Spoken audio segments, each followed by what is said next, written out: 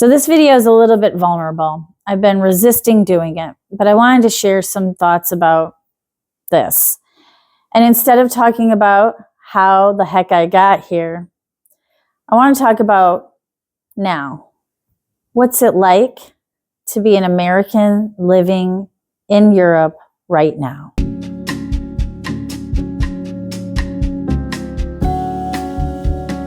Well, welcome to Susan's Little Cup of Magic. I'm Susan Vriend, and I'd like to introduce myself before we get into this kind of vulnerable video. I am a Holy Fire Reiki Master healer. That's energy healing, for those who don't know what Reiki is. And I'm a certified professional coactive coach. And I use all of these skills that I have been certified in to support clients who are like me. Neurodivergent, so autistic, ADHD, highly sensitive empaths, who are healers and coaches who may be running a business and potentially live abroad. And I do that through one-on-one coaching and healing sessions.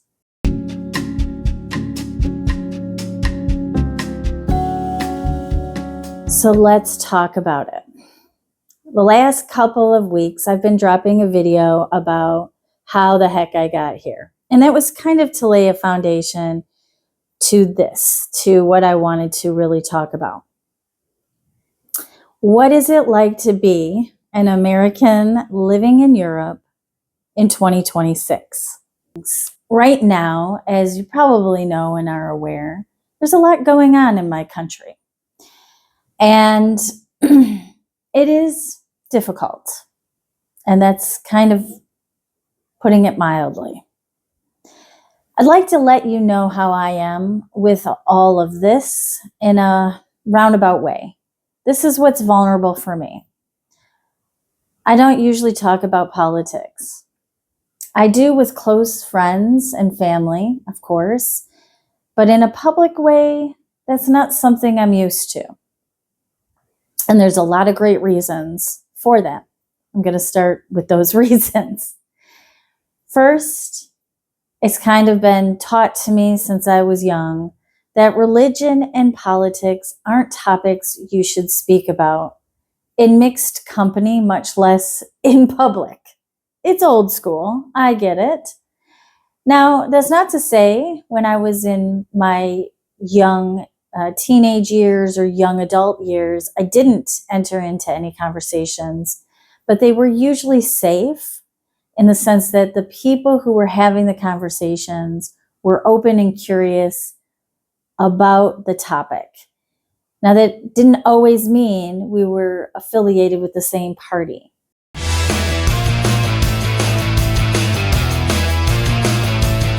Now, it might be a little curious to you why those two topics were always taboo. And if you're not a Gen Xer and not an American, it might not make sense to you. But I feel like I can say this with pretty good confidence. In the 90s, we already kind of knew what was going on, and that a lot of the things we were seeing with government wasn't really about protecting us as a generation. Now, that might be my snarky, grungy, chick from the 90s point of view, but that was kind of the sentiment. We were back then talking about $1 trillion deficit and going into wars that didn't make sense to us back then even. In 1991 is when I graduated high school, and that's when we went into the Gulf War.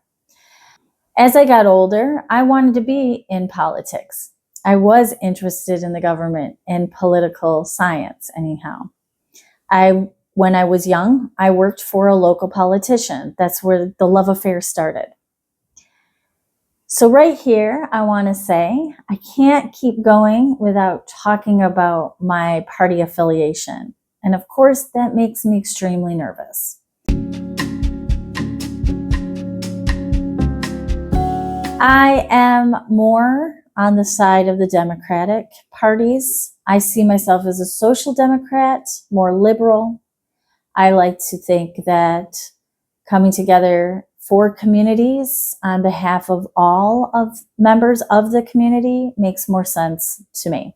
I realize over the last 20 to 30 years, by saying what party you're with, you lose friends. And also over the last 16 years, living through 4 or 5 presidential terms, administrations, I also notice every time I go home how much more divided the American population public was getting. It has always been taboo to ask people, who did you vote for? And since living in Europe, people don't know that rule and would come up and ask me, who are you voting for? You better vote right. We're all watching. I've had all these kind of conversations.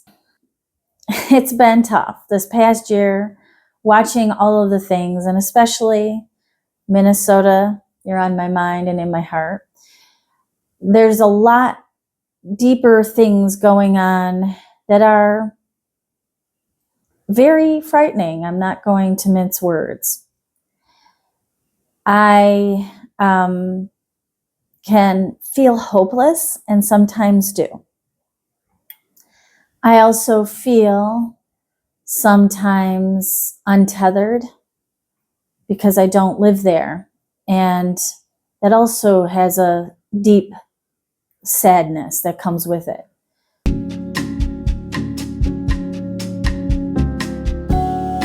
My whole family lives there, with the exception of my husband and my daughter, and my nephew who just moved over.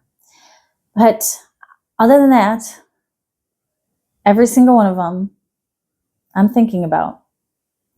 Because no matter what way you vote or who you're with or what you think, those are people, everyday people, who are living through these decisions, these policies, and this enforcement.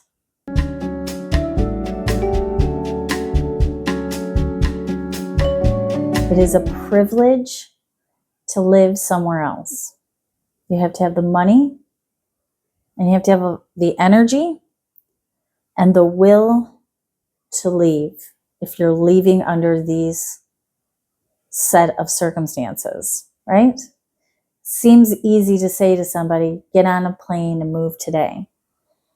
Now, over the 16 years I've lived here, what I've noticed in myself and around, sometimes I'll fly my flag, sometimes I won't.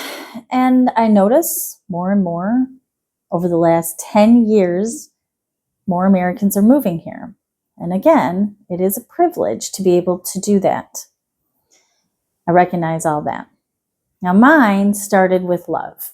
Other people are moving with different visas and for different reasons. But what I have been sensing and feeling is they're leaving because they don't feel like it's a place that's safe for them to thrive.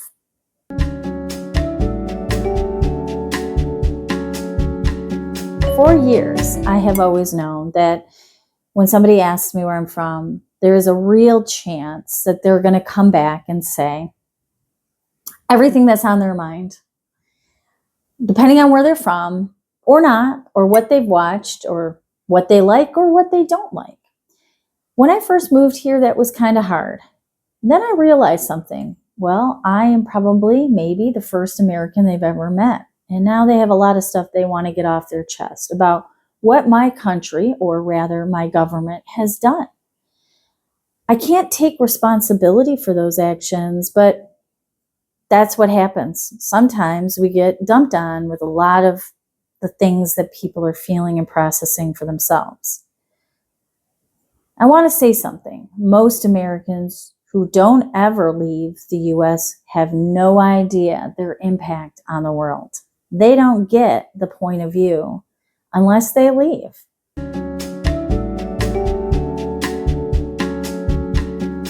I'm also a coach, and way back when I was getting my certification, my master coach, who was coaching me through the process, brought up that topic of party affiliation and why maybe I should not bring it up in any of my business content. And I agreed with him because then it has the possibility of alienating someone. And then you're not a safe space. I still think I can maintain a safe space and hear from other people who disagree with me, which is why this is vulnerable to me. Because I do know and have seen how party affiliation has ripped families apart. Children are now, estranging themselves from parents that didn't support them through their vote. It has become really devastating.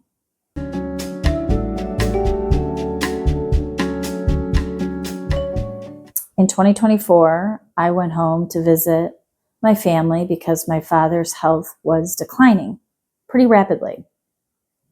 The day I landed was the day the election results were announced. And then I ended up being in the US for 3 months. And the day I left was January 21st, 2025. And that was the inauguration day. And from that point forward, it's been a different country almost every single day. It's only been 1 year and some change. When I went home, as I mentioned, my father was in decline and we ended up losing him. My father was an American patriot through and through, but he was also a Vietnam veteran. It's really tough to talk about those things. And I'd like to invite anybody who does engage with an American, who wants to have conversation. Join in it tenderly, cautiously, maybe with some kindness. I don't know who voted for who, but I do know a lot of us didn't expect this.